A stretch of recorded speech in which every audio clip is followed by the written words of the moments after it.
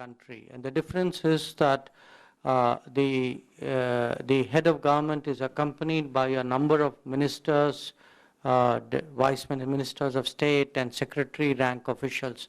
So it is a sort of whole of the government consultation, which is, and not simply between the prime ministers in question. Germany does this with 3 other countries, China, Brazil, and Israel. We only do it with Germany. We don't do it with anybody else. This is the 3rd time that we are doing it. It's the 3rd intergovernmental consultation. The first time was in 2011.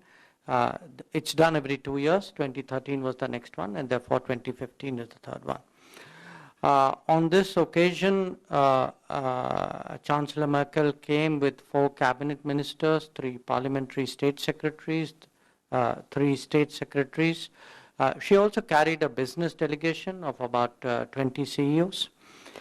Now, before I get down to the details of the talks and the outcomes, just a little bit of background on India-German relations, because since it's an incoming visit, we didn't do a pre-visit briefing. Germany, as many of you know, is the 4th largest economy in the world. It's the 3rd largest global exporter. It's also the 3rd largest foreign investor. So if you look at it from an economic angle, it is obviously a country which is very important for us. By itself, it accounts for 20% of the EU budget. Now, where India and Germany are concerned, we have a fairly large bilateral trade, somewhat in excess of $20 billion. They are a big bilateral, they're a big investor. Their investment, by last count, is of the tune of 9.7 billion euros, FDI in India. There are 1,600 German companies that operate in India. They also provide development assistance. In fact, we are the largest destination for German development assistance.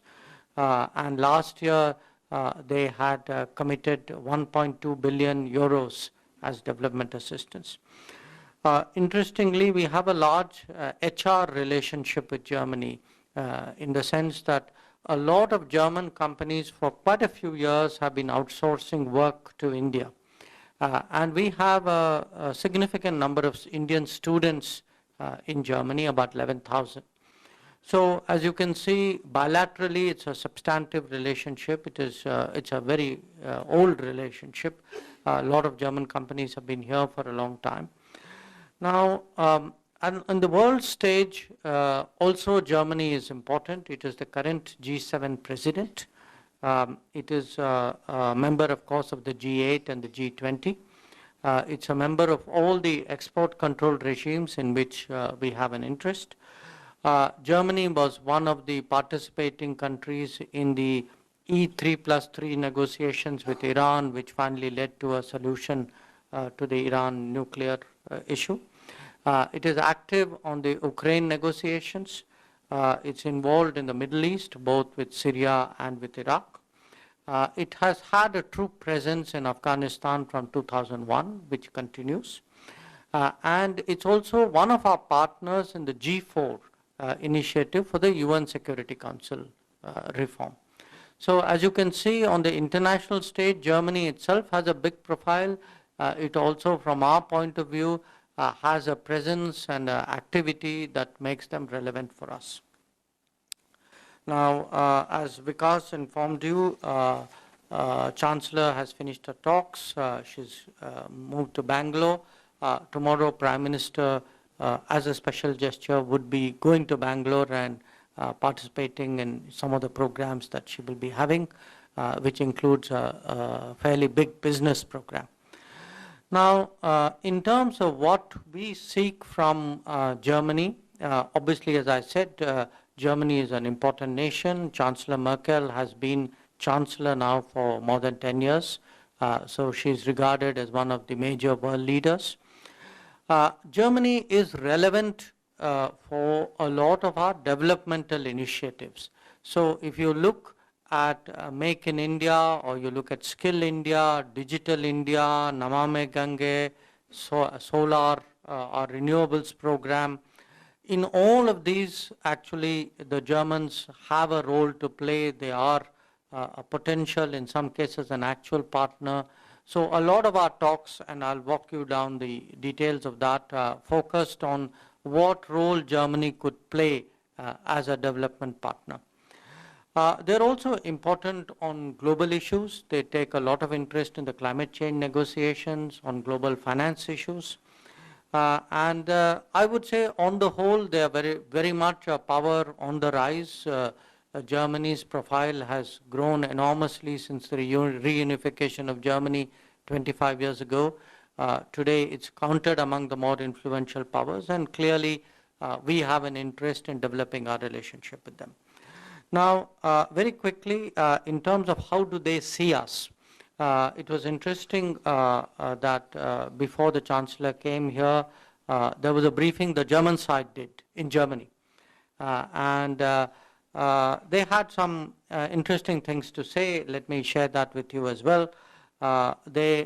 In terms of the briefing which their national security advisor did to the German media, he projected Indian foreign policy in terms of the Prime Minister having switched on an additional gear. So what he was conveying really was that there was much more activity in our foreign policy and diplomacy, and that they saw India as a major power with particular reference to our leadership in the Indian Ocean region. They noted that there was clearly potential for huge economic growth. It was quite evident that German industry valued India very much. Now, what we had today was really 3 sessions of talks between the Prime Minister and the Chancellor. A session which was much more political, bilateral, regional, to some extent global politics, a little bit of economics. Then there was the formal IGC, the intergovernmental consultations. Now, what had happened was that since the Chancellor was accompanied by a number of ministers and secretaries, each one of them held consultations with their counterparts. So the foreign minister met the foreign minister, the defense person met the defense person, defense minister, the HRD minister met her counterpart, the skills development minister met his counterpart, the railway people met, the climate change people met. So there were 12, I would say, separate independent interactions, and they all came together at the intergovernmental consultations. So each one of them reported in to the Prime Minister and the Chancellor what had been achieved in the consultations. So that, this was the point I was making, that it was a relatively unique format which we had adopted. We released 2 statements today. One is a joint statement. I think many of you would have seen that. There was also a separate statement on climate change and energy cooperation. Overall, there were 18 agreements and declarations of intents that were signed and exchanged today. They really covered a very broad range of areas. In terms of the political issues that came up, very quickly, there was a discussion obviously on our immediate neighborhood, on Afghanistan to some degree, on West Asia, on terrorism, particularly Syria, because as you all know, there's been a flood of refugees from Syria to Europe, and also in the situation in Europe itself. Chancellor gave her perspective of where matters on Ukraine stood. They just had a round of negotiations in Paris. There was a broader sort of discussion on Indian Ocean, Asian security.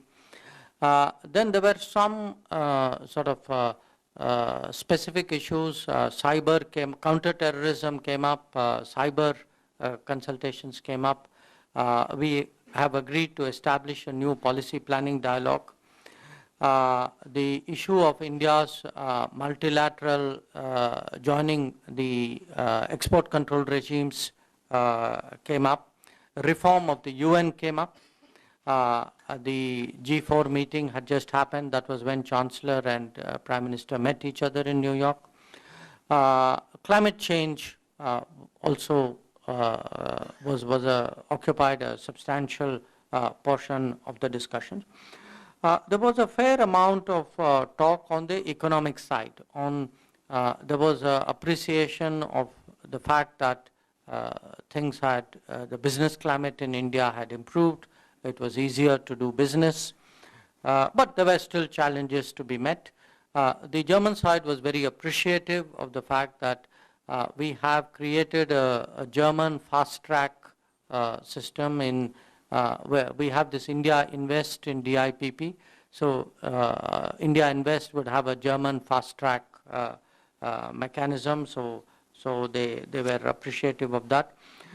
Preparatory to the Chancellor's visit, we had a meeting of some other groups, including the High Technology Partnership Group. So some of that came up for mention. Make in India was discussed, including with reference to the defense sector. There was talk of the free trade negotiations which we have ongoing with Germany, with the European Union. This is the broad-based trade and investment agreement. So there was an understanding that we would go forward with the negotiations. Though, as many of you are aware, there was an issue of our pharmaceutical exports which had been affected because of an inspection report. So Prime Minister urged the Chancellor to use her influence to ensure that the right decision was made by the regulators in that regard. There was in terms of the other areas which came up, I would say vocational training, skills, railways, renewables, the green corridor. These were among the important issues that came up. Now, very briefly, in terms of the agreements that were signed today, I can just very quickly run you through them. There was an agreement on teaching German as an additional foreign language, as well as teaching modern Indian languages in Germany. There was and one on the development cooperation. Germany would provide additional development cooperation of 1.5 billion euros, which would include Ganga rejuvenation, green energy corridors, as well as Nagpur and Bengaluru metro projects. There was an important agreement, MOU, on the solar partnerships, where Germany would provide concessional loans of 1 billion euros over the next 5 years for solar rooftops, solar parks, and solar off-grid applications. There was an agreement on vocational training, on how to absorb and replicate the German dual training system, and set a roadmap for skills development in India, including the setting up of a national vocational training institution and a train the trainers program. There were some interesting security agreements. There was a security cooperation agreement which was very broad-ranging on exchanges of information, on terrorist recruitment, on activities, investigating cases, dealing with financing, propaganda, movement to conflict zones, counterfeiting, trafficking, etc.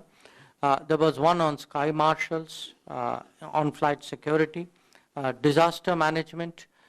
Disaster management is also an area where the Germans have a very strong record on search and rescue operations. They have a great reputation as first responders. So that was also an area where it was felt that both of us could strengthen each other's capabilities through exchanges. There is on the research and education, a lot of time was spent on that. In fact, one of the very strong reports which came in was from the HRD side, the meeting of the HRD minister with her counterpart. So there's already a Indo-German Science and Technology Center. So that has been extended further, that's in Gurgaon. And a partnership on higher education and research was also concluded. There were a number of agreements on the food safety side. This is again an area where Germans are traditionally strong. One on agro-processing.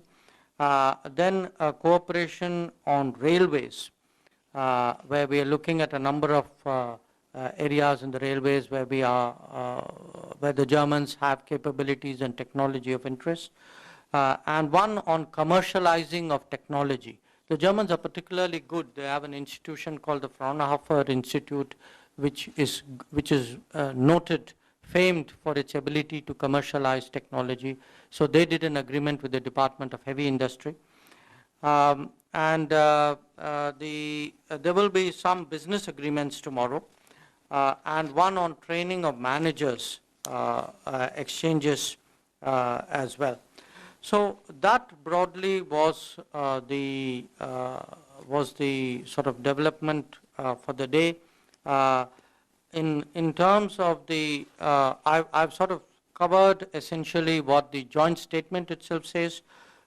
In the joint statement on climate change and energy technology cooperation, I think it would interest you to note that the German side welcomed our INDC, which was released on October 2.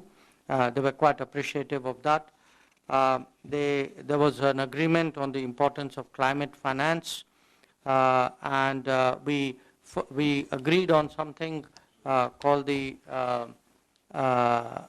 Indo-German Climate and Renewable Alliance to push forward, to take forward technology, innovation, and finance in the field of climate change. I think I've broadly covered everything. I think I mentioned Make in India as well, with particular emphasis on the defense side. So that's essentially what I have for you, and if you have any questions, I'd be delighted to answer.